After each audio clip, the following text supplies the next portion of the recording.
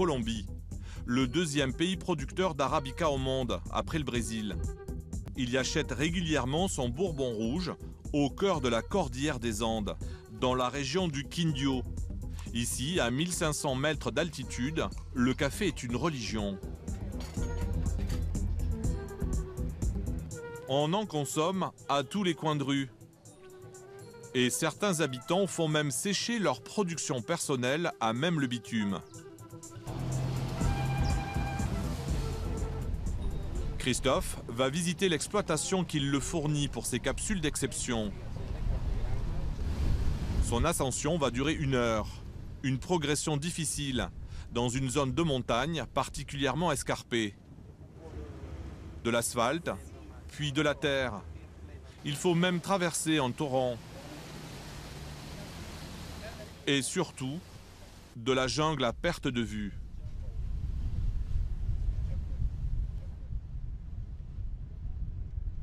Au bout du voyage, ces parcelles de café apparaissent, accrochées sur des pentes abruptes. Un environnement hostile qui donne tout son goût au grand cru, comme va l'expliquer à Christophe, le directeur commercial de la ferme. La jungle influe sur la météo qui change rapidement. Et plus le changement du climat est brutal, meilleur est le café. Parce que quand la plante est stressée, elle retient en elle les meilleurs nutriments. Et c'est ce qu'on retrouvera dans la tasse. Christophe jubile. Ouais, c'est génial. C'est génial parce que déjà, c'est des vrais passionnés. Il n'y a que comme ça qu'on va faire du bon café. Hein. Nous arrivons chez de petits producteurs.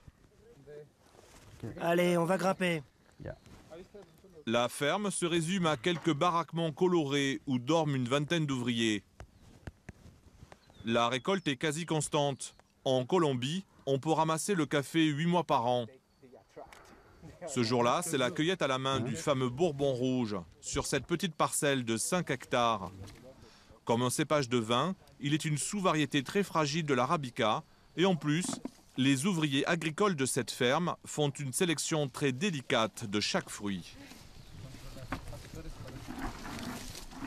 Ils ramassent que les rouges et à maturité.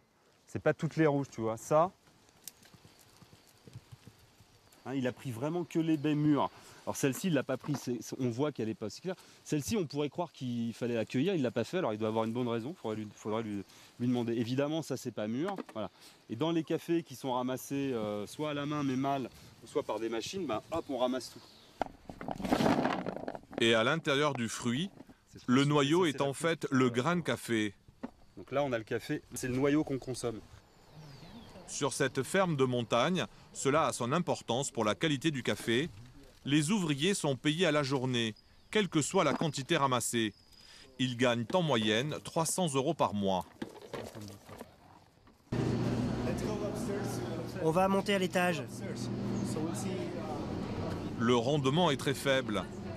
Et ses clients accourent du monde entier. Japon, États-Unis ou Europe.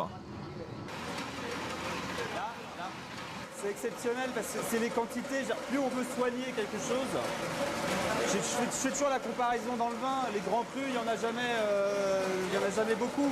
C'est aussi pour ça que c'est cher, c'est rare. Et plus on est sur des petites quantités, plus on arrive à soigner le travail.